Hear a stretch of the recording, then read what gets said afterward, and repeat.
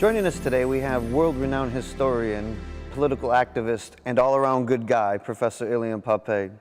Professor Pappe, thank you very much for joining us. It's a pleasure. So firstly, Professor Pappe, what place does studying history have in today's world?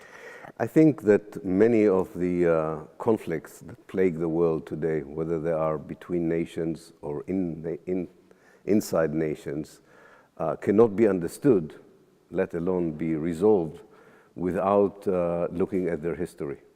So the past, for us in the 21st century, plays a very important role in explaining the predicaments that we are facing as a human society in the present, and probably offers us, if we'll engage with it properly, some solution for the future. So I really think that there's no point in talking about how do we move forward unless we have a very clear vision of the road we've already taken. How has your decision to study history led you to the Arab-Israeli conflict?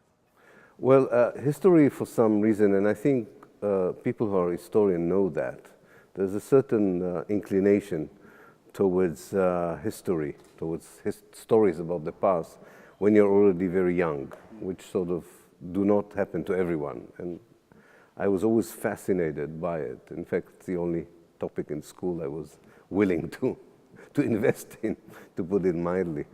And I thought that the moment I became sort of more aware of what history is all about, I was very keen to learn the history of my own country, my own place. I think historians usually are either very localized or they look for a very distant place as a kind of an escape from where they are.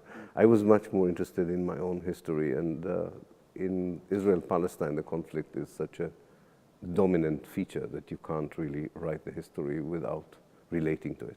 And what has your investigation into your nation's history led you to find?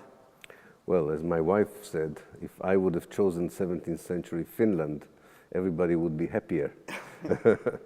It led me eventually to exile in Exeter, to be shunned by my own society. But of course I didn't know that this would be the way. I think that if you are a truthful person and you are an open-minded person and you are looking at the history of a conflict, you either end up of providing scaffolding for your own side's narrative, or you profoundly challenge it. And if you profoundly challenge it, when conflict still goes on, you are in danger of being depicted as a traitor, and I think that's what happened to me. So, but that took time. And what did you find that challenged it? What I did, foolishly, I decided not just to focus on my country's history. I decided to look at the foundational mythology of the state, and I challenged the foundational myths of the state. I really took them apart with the help of documents and facts.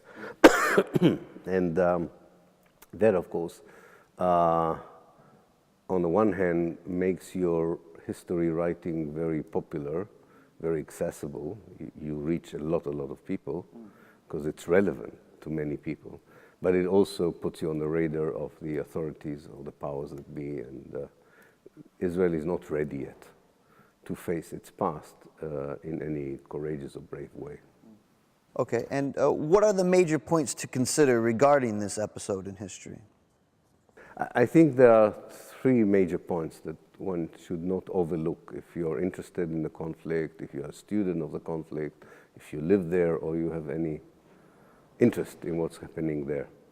One is that this is not a unique situation. The conflict there is not unique, provided you understand that this is a conflict between a settler colonial movement, Zionism, and the native people of Palestine. These kinds of conflicts happen in Europe between European settlers and non-European natives all over the world. In many places they ended even more tragically in genocide. In some places like South Africa they ended in apartheid. But this is the major condition that we are experiencing, and the settler, what is unique about Zionism compared to all the other cases in history, the settler colonial project continues.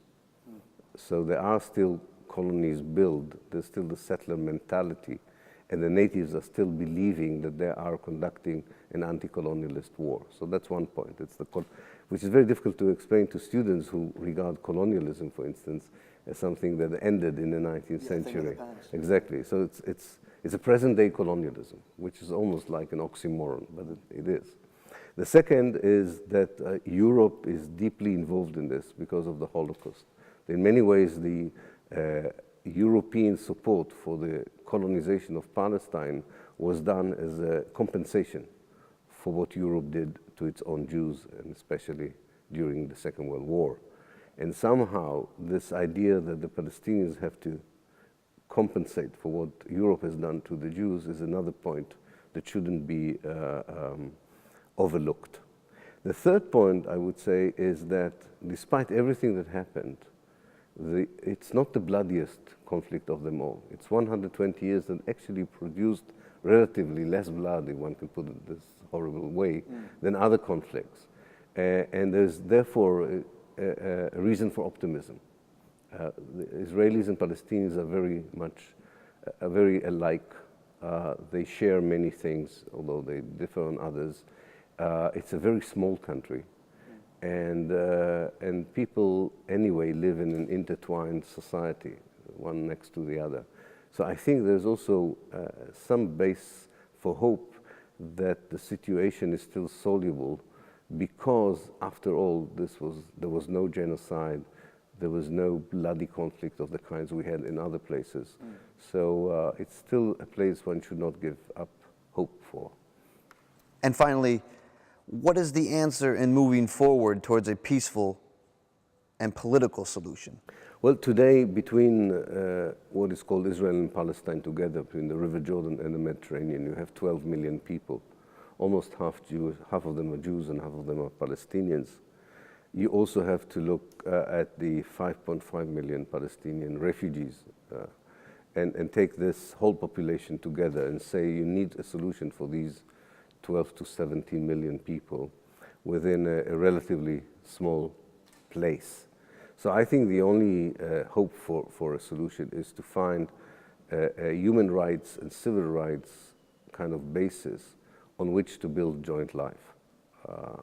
Probably a democracy is the best system, but I think we have to explore all kinds of other regimes, such as confederation, a binational state. There are plenty of models that can be kind of examined here.